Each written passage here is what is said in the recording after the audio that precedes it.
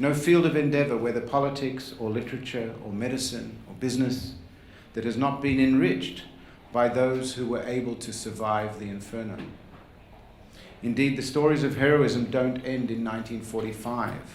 They continue every day anew, to this day, in the lives and the families that the survivors have built. And in many ways, the same can be said for Canada and for Ontario. This province, more than any other, became home for thousands of survivors who then helped make the province what it is today. It's therefore most worthy and appropriate that this ceremony takes place every year and that the contribution of the survivors is acknowledged and communicated to the wider public. Of course, there is more than just acknowledgement here. We're also in the business of educating for the future. And Canada's understanding and commitment to the need to perpetuate the memory of the Holocaust as a means of safeguarding democracy and building a better world is unparalleled. And we thank the provincial government for its unwavering determination in these matters. All those in this room who have helped make this a part of Ontario's annual calendar should take credit and satisfaction.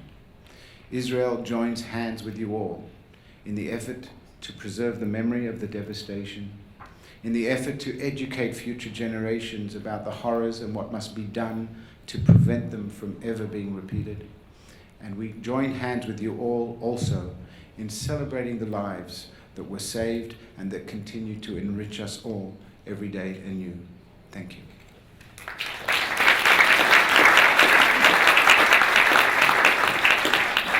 Thank you, DJ. As always, wonderful. Very inspiring words and lots to think about. Thank you. We're going to miss you. DJ's leaving at the end of August. His term is over. Yes, it does happen. Too bad. But anyways, we will home. We will miss you. Thank you. It is now my distinct privilege to introduce the Premier of Ontario, who has joined the Society in leading this initiative for the last 3 years. We thank you, Premier Wynne, for your continued commitment to Holocaust remembrance and to honoring those who valiantly survived and rose above the Holocaust's horrifying events. Finally, we thank you for your leadership in upholding Ontario's values of diversity, tolerance, and mutual understanding. Ladies and gentlemen, the Premier of Ontario, the Honourable Kathleen Wynne.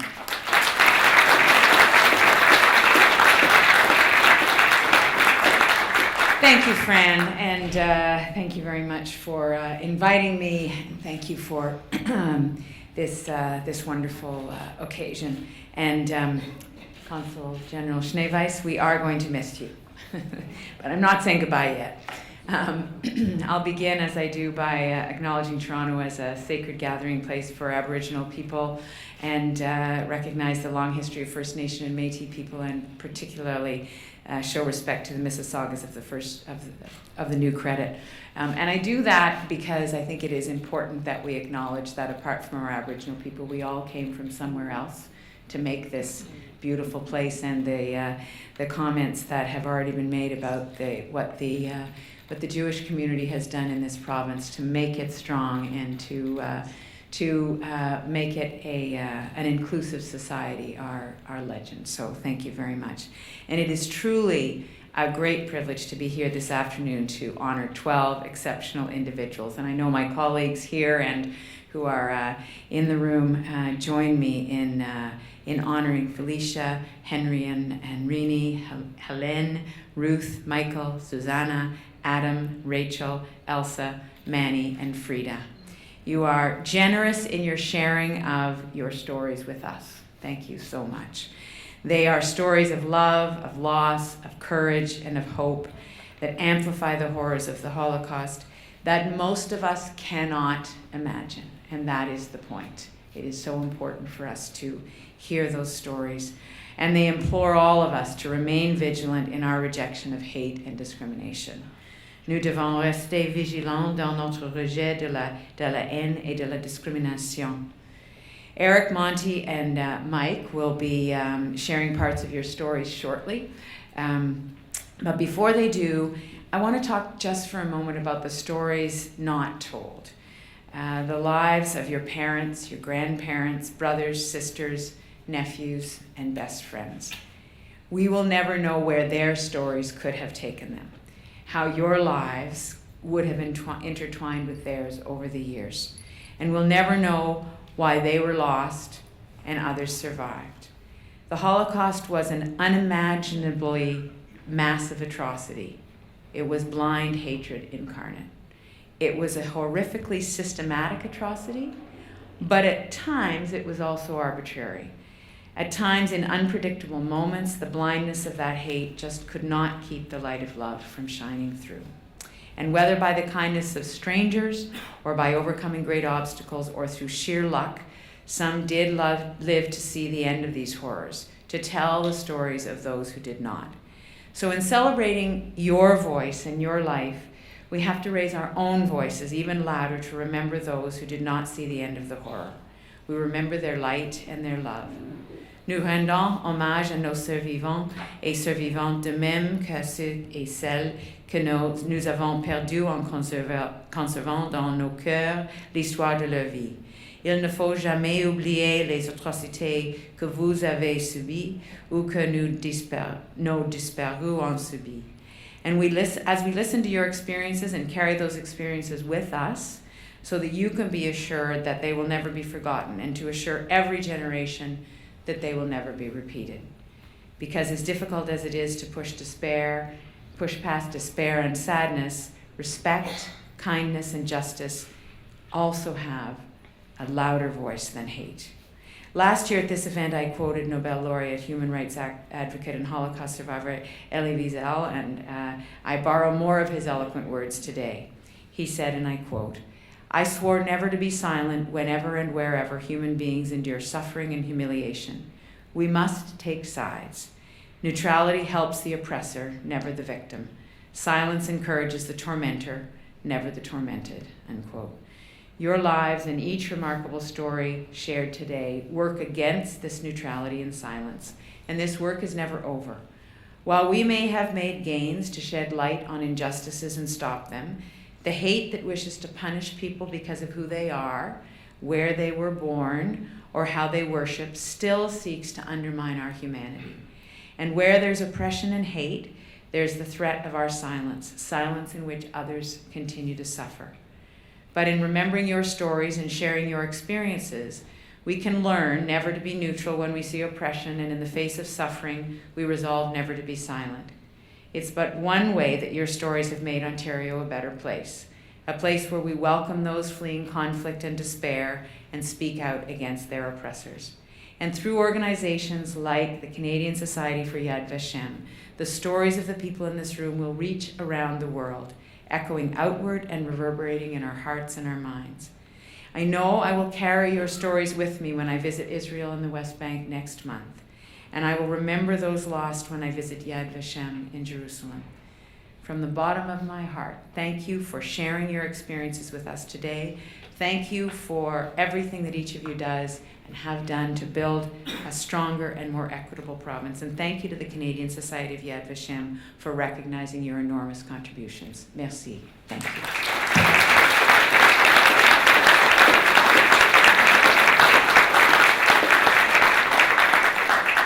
Thank you, Premier Wynne. We really appreciate you being here and your very wonderful words. I think there are a lot of thought-provoking things, and you're right on the button. And we're actually very anxious to hear how your trip will go to Israel, and we're looking forward to hearing all about it. I'm sure it's going to be spectacular. Okay. It is now my great honor for me to call upon Minister Eric Hoskins to the stage. The Honourable Dr. Hoskins has joined the Canadian Society for a number of years at this Queen's Park ceremony.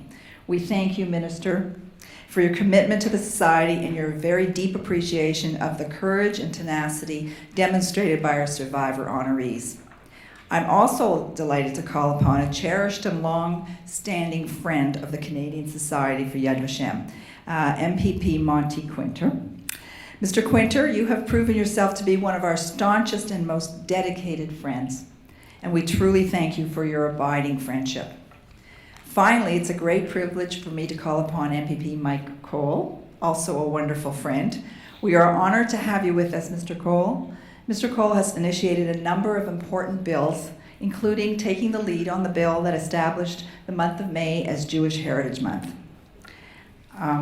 Okay, so hang on a second. We will, so I'll call you all up here and we'll start our program. Okay.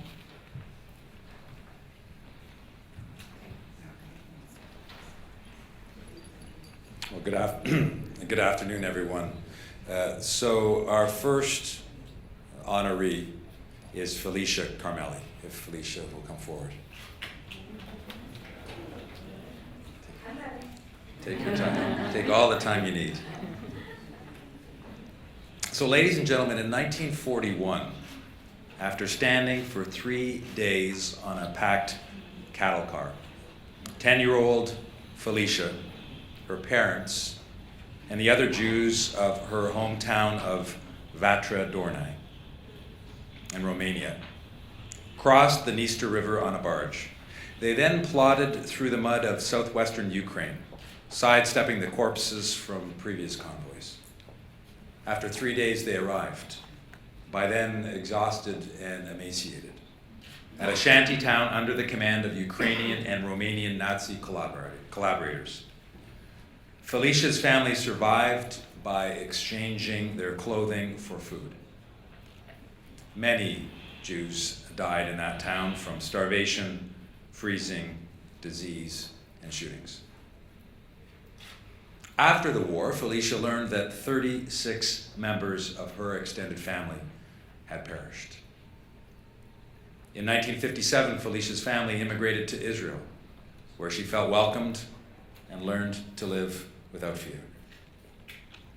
After viewing the beautiful Mount Carmel, I like this part, Felicia changed her surname to Carmeli, or My Carmel.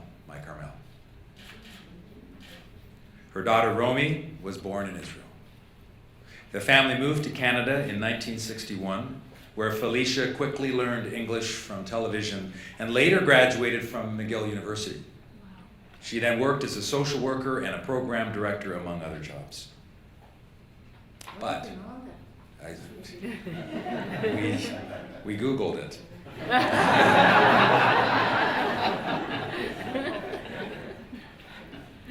But it doesn't, it's extremely impressive, because not to be outdone, at age 50, Felicia earned her PhD in counseling psychology.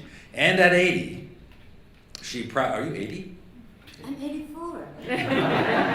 You look great. At 80, she proudly graduated from Bialik Hebrew Day School. Yeah. With an elementary school diploma, having been unable to acquire one during the Holocaust. Dr. Carmelli has authored 2 books and frequently lectures in different countries about the Holocaust and psychological issues. Ladies and gentlemen, join me in welcoming and congratulating our honoree, Felicia Carmelli.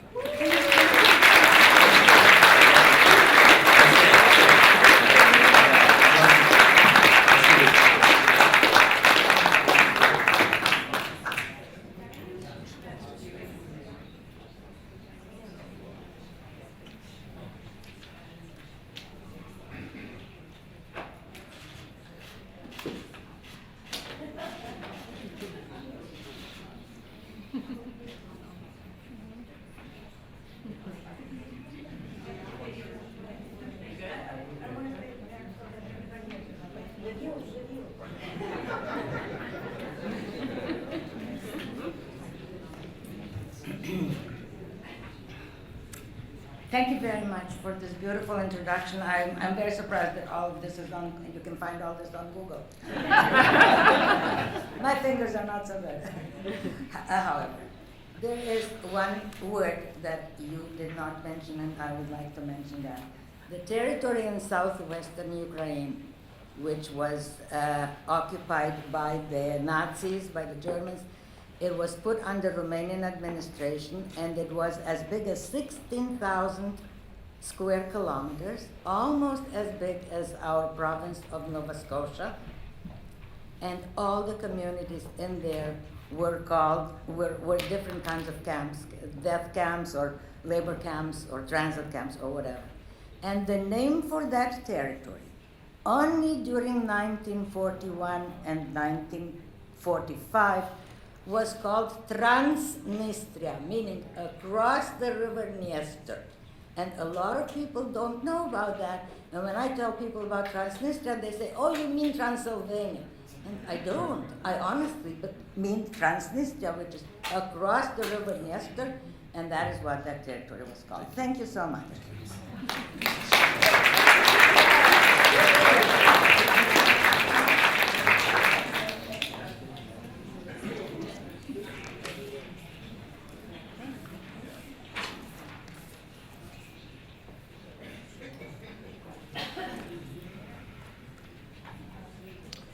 Ladies and gentlemen, our next honorees are Henry and Rennie Friedman.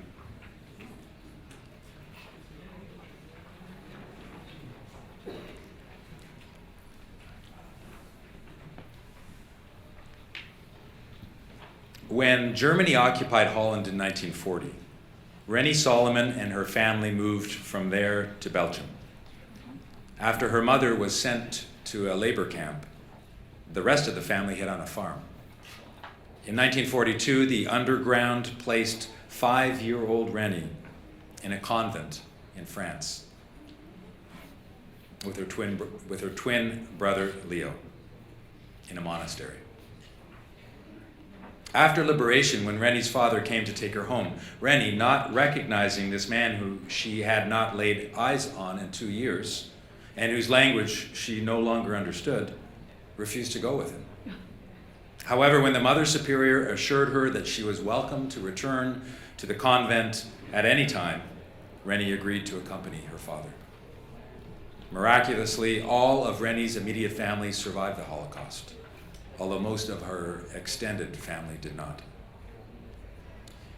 In 1944, when Germany occupied Hungary, Henry Friedman and his family were forced to move to a cramped ghetto.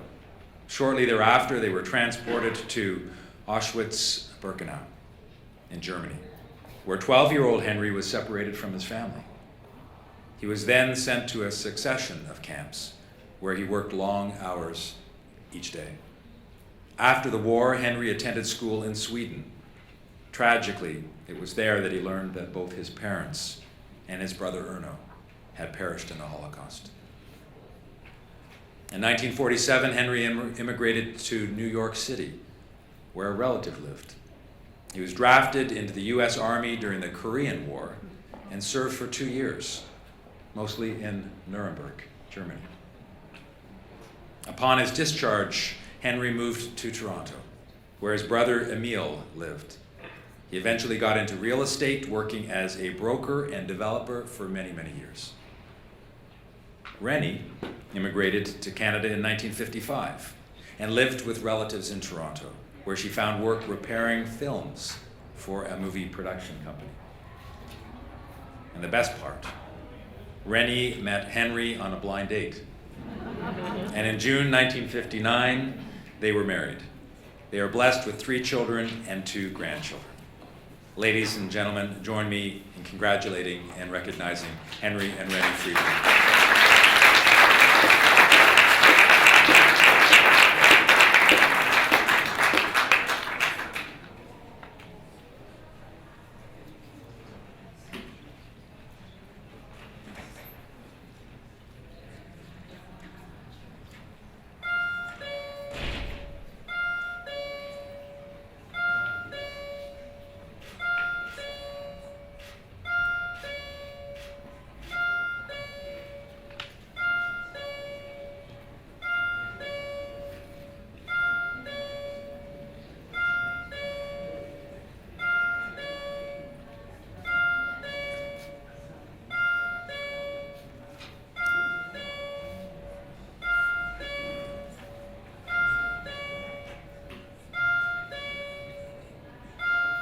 See if I can do this over the bells. So the legislature is going to be sitting again in just a few minutes, so the bells give a warning to the MPPs that they better get in there. But we have, it's like a school bell, that's right, like a school bell. but for some reason we have special dispensation, I think, that we can remain here. Ladies and gentlemen, our next honoree, please join me in welcoming Helene Goldfuss.